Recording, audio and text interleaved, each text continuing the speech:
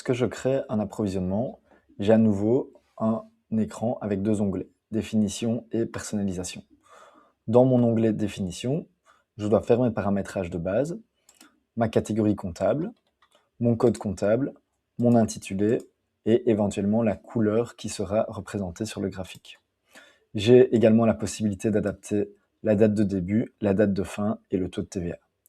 Ensuite, je peux travailler trois types d'approvisionnement: montant, pourcentage d'un revenu, pourcentage d'une charge. Généralement, on recommanderait de travailler avec le type pourcentage d'un revenu, ce qui me permet de faire lier mon approvisionnement par rapport à un ou même à plusieurs autres revenus si j'ai les mêmes marges. Donc ici, je choisis de le faire lier que par rapport à mon chiffre d'affaires. Et donc là, je vais préciser la part de coût variable. Donc par exemple, une part de coût variable de 35%, ce qui signifie que pour chaque euro vendu, j'aurai 35 cents pour acheter mes matières premières. Ensuite, je peux également préciser ma fréquence d'achat qui est de ponctuel jusqu'à annuel. Imaginons que je mette une fréquence d'achat trimestrielle. Lorsque je vais dans mon second onglet personnalisation, ou si j'appuie ici sur personnaliser, je vois bien que j'ai des achats qui ont lieu tous les 3 mois. Et les achats correspondent à la consommation que je vais réaliser au cours des 3 mois qui suivent.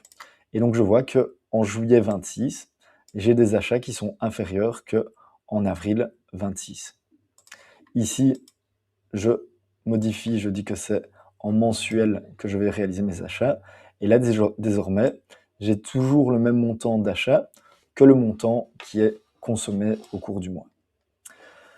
Dans cet écran-ci d'approvisionnement, je peux également travailler ma gestion de stock.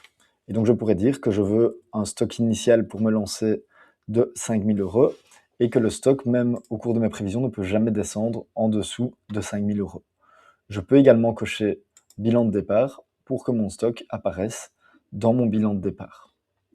Via les options de personnalisation, je vais pouvoir modifier à la fois les parts de coût variables et également le stock final.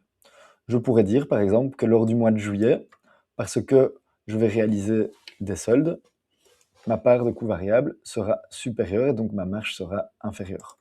Je peux également modifier ici mon stock et dire que mon stock passerait de 5 000 à 10 000 € à partir de janvier 2027.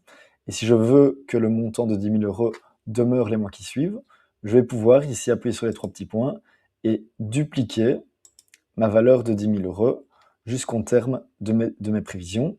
Et donc je vois que lors de ce mois-là de janvier 27, j'ai une consommation de 5 405 €, des achats de 10 405 qui correspondent à la somme de ma consommation ainsi que de l'augmentation de mon stock. Et donc je retrouverai bien dans ma trésorerie l'impact de la variation de stock sur ma trésorerie.